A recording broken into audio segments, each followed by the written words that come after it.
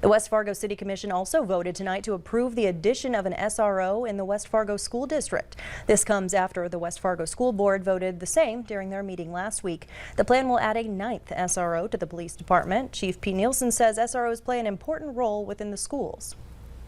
The success of this program is largely built off the connection made with the students at an early age. The relationship of that officer with the students builds trust and respect with law enforcement.